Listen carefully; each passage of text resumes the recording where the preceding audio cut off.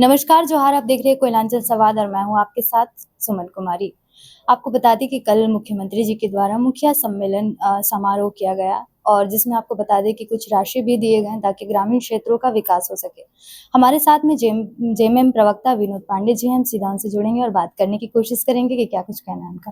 क्या कहेंगे दादा, जिस प्रकार से एक कदम उठाया गया है मुख्यमंत्री जी के द्वारा, उस पर क्या कहेंगे? नहीं, ये कोई पहली बार ये कार्यक्रम नहीं हो रहा है।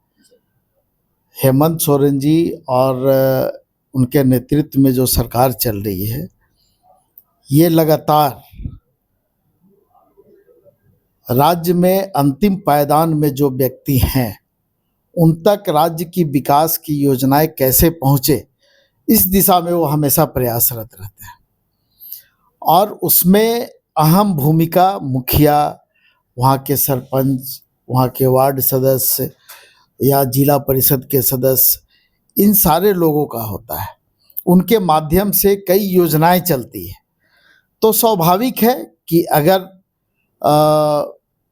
अपने गांव घर में, अपने जिले में, अपने प्रखंड में अगर ये लोग बेहतर काम कर रहे हैं तो उनको सम्मानित करना चाहिए, उनका हौसला अफजाई करना चाहिए। और वही काम सरकार ने किया। चूँकि उनके माध्यम से सरकार की योजनाएं चलती है, सरकार की राशि खर्च होती है, तो उसका सही से उपयोग हो रहा है नहीं हो रहा है, इन सारी चीज़ों पर उनकी नज़र होती है। और मुखिया सम्मेलन के दरमियान उन्होंने उन सभी लोगों का, जिन्होंने बेहतर काम किया, उनको प्रोत्साहित भी किया। जिन लोगों ने काम किया उनको और बेहतर काम करने के लिए उन्होंने सलाह दिया। तो इस तरह से लगातार सरकार चाहती है, हम लोग चाहते हैं कि सरकार की जो योजनाएं हैं वो धरातल पर बेहतर ढंग से पहुंचे और उसमें उनके अलावा पार्टी के लोगों का भी सहयोग हम लोग लेते हैं और पार्टी के लोगों के द्वारा भी उसकी मॉनिटरिंग की जाती है और लोगों तक योजना का लाभ पहुंचे, इस दिशा में हम लोग लगातार मेहनत करते रहते हैं। लगातार जिस प्रकार से बीजेपी सवाल खड़ी करती है कि ये अबुआ नहीं बबुआ सरकार है, जबकि वास्तविकता तो कुछ और दर्शा रही है, लेकिन बीजेपी को, विपक्ष को क्या कहेंगे इस पर? देखिए, उनके हर बात का जवाब देना हम उचित नहीं समझते हैं। अब उनको अबुआ और बबुआ में फर्क समझ में नहीं आता है, तो ये लोग अब बयानवीर हो गए हैं। झूठ बोलने का अगर रिकॉर्ड कोई बना सकता है तो वो भारतीय जनता पार्टी और भारतीय जनता पार्टी के नेता।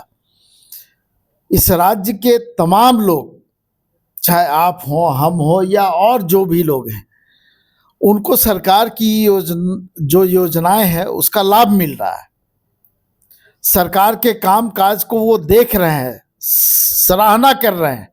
लेकिन भारतीय जनता पार्टी पता नहीं कौन सा चश्मा लगा करके बैठी हुई है कि उनको ये सब चीज़ें नहीं दिखती है। सिर्फ विपक्ष का काम ये नहीं है कि सरकार के ऊपर में आरोप लगाए। विपक्ष का काम है कि सरकार को सकारात्मक सहयोग करें, सकारात्मक सलाह दें और सरकार को समय समय पर कटघरे में भी आप खड़ा करें, जिससे कि सरकार बेहतर ढंग से काम कर पाए। लेकिन अगर ये आपके आदत में शुमार हो गया तो हमको लगता है कि फिर इस पर न जनता ध्यान देती है और न देखने वाले लोग ध्यान देते हैं। विनोद जी, एक छोटा सा सवाल रहेगा मेरा। जिस प्रकार से जो महिला आरक्षण की बात चल रही थी, आज महिलाओं ने, जो बीजेपी की जितनी भी कार्यकर्ता महिलाएं हैं, उनके द्वारा जो है आक्रोश मार्च निकाला गया और वो लगातार मांग कर रही हैं कि हमें वो दिया जाए, आरक्षण दिया जाए। उस पर क्या कहेंगे? एक कहावत है कि खिसियानी बिल्ली खंभा नोचे। भारतीय जनता पार्टी की वही स्थिति हो गई है ये महिला आरक्षण बिल को लेकर के। जब महिला आरक्षण बिल 2023 में लाया गया और सर्वसम्मति से जब पास हो गया, तो फिर कौन सा महिला आरक्षण बिल आपने लाया? भारतीय जनता पार्टी की जो नीयत है, नीति है, उसका खुलासा हो गया और अब भारतीय जनता पार्टी इन राजनीतिक कार्यक्रमों से अपना चेहरा छुपाने का काम कर रही है। महिला आरक्षण बिल के नाम पे आप परिसीमन के बिल को पास कराने जा रहे हैं, सदन को गुमराह कर रहे हैं, आप सदस्यों को गुमराह कर रहे हैं, और सदस्यों और सदन को गुमराह करते करते आपने देश की जनता को गुमराह कर दिया। और अब उस पर पर्दा डालने के लिए विपक्ष पर आरोप लगा रहे हैं, कभी झारखंड मुक्ति मोर्चा पे आरोप लगा रहे हैं, कभी कांग्रेस पे आरोप लगा रहे हैं। तो ये भारतीय जनता पार्टी का राजनीतिक चरित्र है, और इनका चाल चेहरा चरित्र अब सामने आ गया है जनता की। मतलब बीजेपी महिलाओं के आड़ में आकर राजनीति करना चाहती है। बिल्कुल, महिलाओं को ढाल बना करके राजनीति करने का प्रयास बीजेपी ने किया, जिसका पर्दाफाश विपक्ष के साथियों ने किया है। देखिए, हमारे साथ में विनोद जी थे, जिन्होंने साफ तौर पर कहा है कि किस प्रकार से मुख्यमंत्री जी के द्वारा जिस प्रकार से कदम उठाया गया है, मुखिया को सम्मान देना, ये कहीं ना कहीं ग्रामीण क्षेत्रों के विकास में बड़ा ही कारगर साबित होगा। वहीं दूसरी ओर इन्होंने साफ तौर पर महिलाओं के आरक्षण की मांग को लेकर कहा है कि जिस प्रकार से अभी बीजेपी अपना चाल चल रही है, वो कहीं ना कहीं नाकाम नजर आएगी, और ये जो है उसका महिलाओं के आड़ में आकर वो राजनीति करते हुए नजर आ रही है। फिलहाल तमाम अपडेट्स के लिए बने रहें हमारे साथ। मैं सुमन कुमारी, दिखते रहे कोयलांचल संवाद, रांची।